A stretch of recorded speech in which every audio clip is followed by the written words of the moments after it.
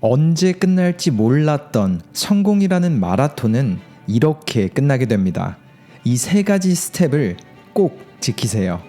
미국에서 가장 유명한 세일즈맨 라이언 서한트, 그는 7조 원 규모의 부동산 거래를 진행했고 추정되는 자산만 수백억이 넘는 자산가입니다. 많은 TV쇼의 호스트이자 억만장자들에게 부동산을 팔며 베스트셀러를 쓴 작가에 자신의 기업까지 운영하는 라이언. 하지만 그의 시작점은 너무도 낮았습니다. 아무것도 모르는 뉴욕에서 배우를 준비하며 코리아타운의 고시원에서 살았고 그 작은 방의 월세마저 내지 못할 형편까지 갔었죠. 하지만 그는 자신이 생각했던 특별한 성공 방정식 때문에 12년 후 자신이 원하던 지금의 성공을 마주했습니다. 이번 영상에선 짧은 그의 스토리와 라이언을 지금의 위치에 올린 성공의 스텝들을 여러분과 함께 나눠보려고 합니다. 미국 휴스턴 텍사스에서 태어난 라이언, 그는 어릴 적부터 조금은 엉뚱한 아이였다고 합니다. 어려운 집안 형편에 초등학교 때는 4학년이 되기 전 8번이나 이사를 다녔다고 해요. 그는 자신의 학창 시절을 이렇게 회상합니다.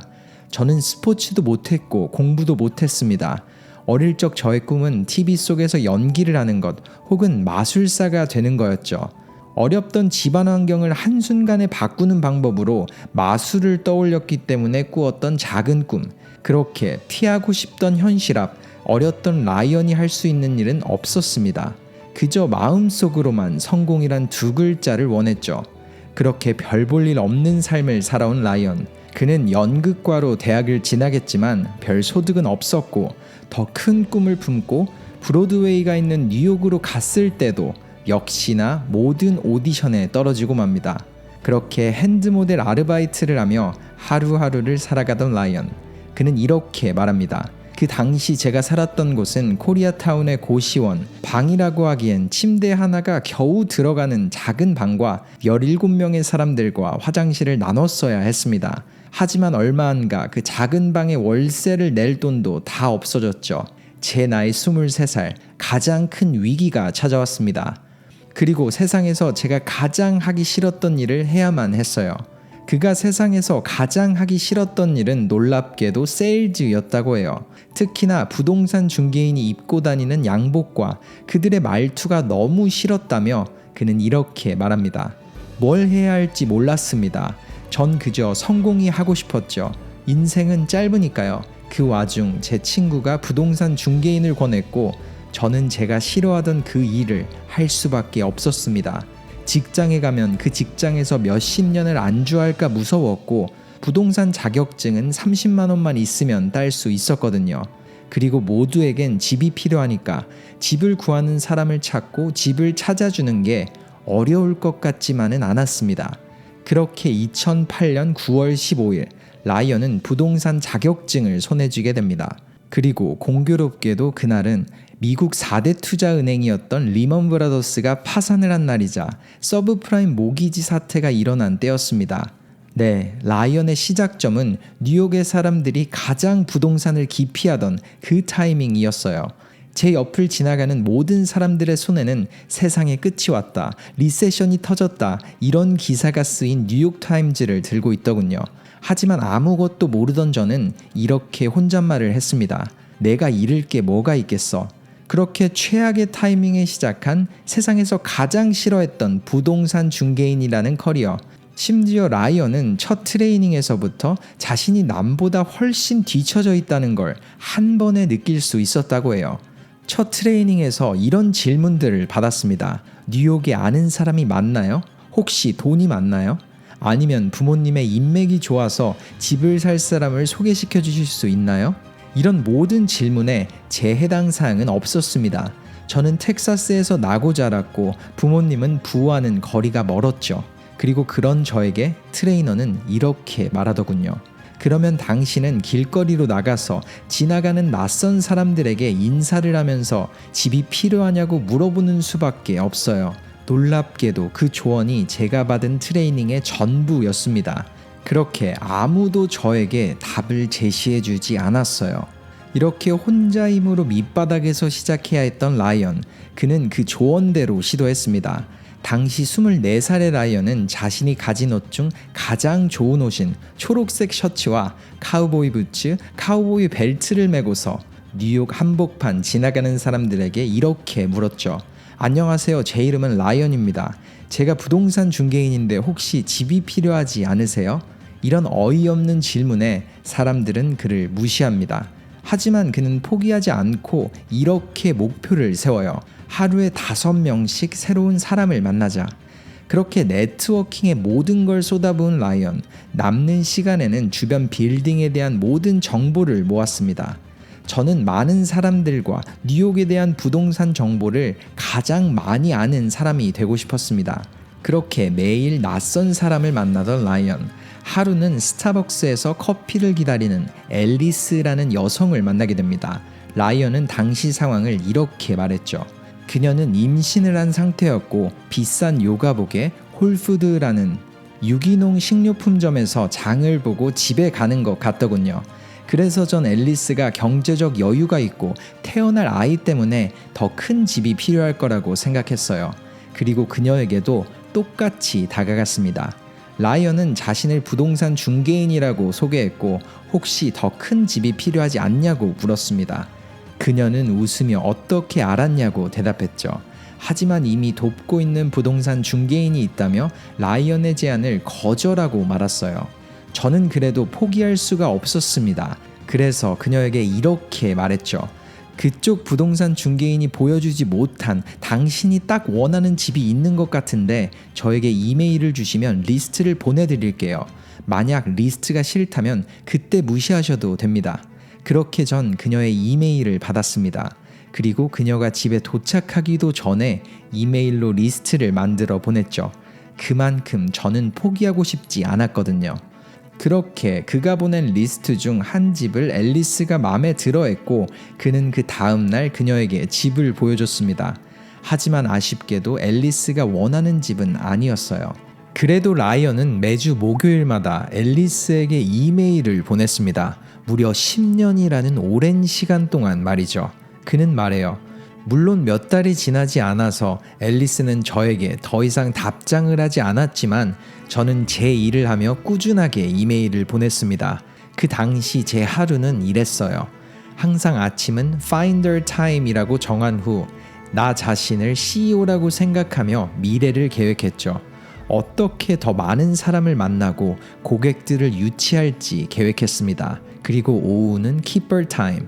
아침에 한 그 계획을 행동으로 옮겼죠. 편지를 써서 만났던 고객들에게 보내기도 했고 모르는 집 문을 두드리며 낯선 사람도 알아갔어요. 심지어 인터넷 웹사이트에서 부동산을 사는데 문제가 있거나 불만이 있는 사람들을 만나서 그들의 고충을 들어주며 인맥을 쌓아가기도 했죠. 그렇게 저는 매일을 도전하며 살아갔습니다. 그런 그의 노력은 아주 조금씩 성과를 보였습니다. 첫 해에 그는 900만 원의 돈밖에 벌지 못했지만 점점 성장하며 뉴욕에서 이름을 알리기 시작했죠. 그리고 역시나 라이언이 앨리스에게 매주 목요일마다 보내던 그 이메일은 단 한 번도 멈추지 않았습니다. 그러던 2018년 어느 날 목요일 9년 넘게 답장이 없던 앨리스에게 연락이 오죠. 라이언 미안해요. 제가 그동안 좀 바빴네요. 이렇게 답장이 왔고 저는 아무 일 없는 것처럼 답장했습니다.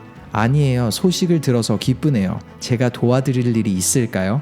그리고 들려온 소식은 정말 놀라웠죠.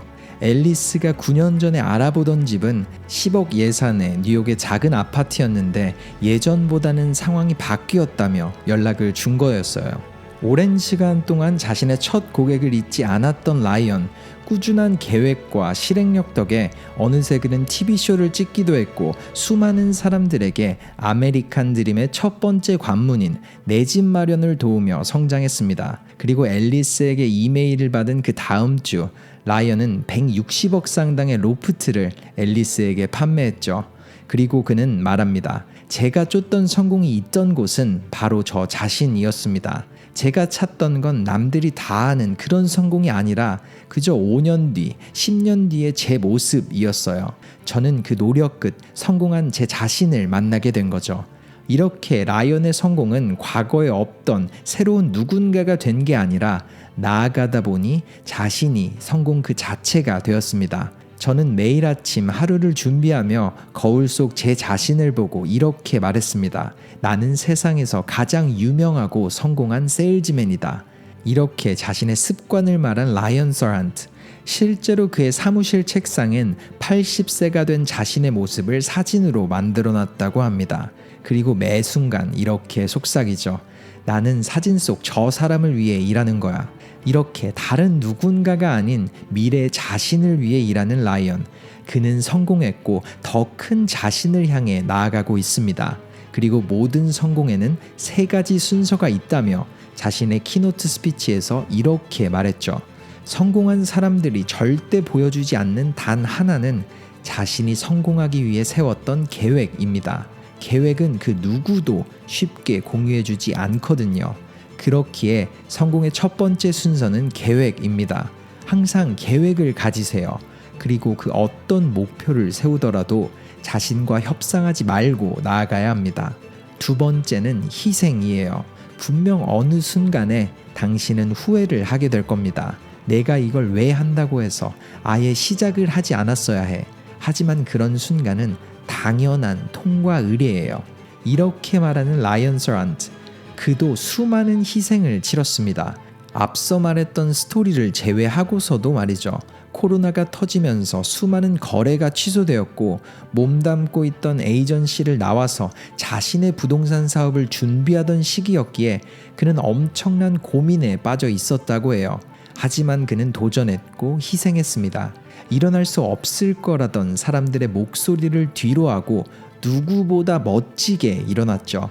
천장과 문이 달려있는 잠을 잘 수 있는 공간, 그리고 먹을 게 라면뿐이라도 괜찮습니다. 성공은 지금 당신의 위치를 신경 쓰지 않으니까요. 그러니 어느 위치라도 희생하며 나아가세요. 이어지는 라이언의 마지막 성공 스텝, 인내.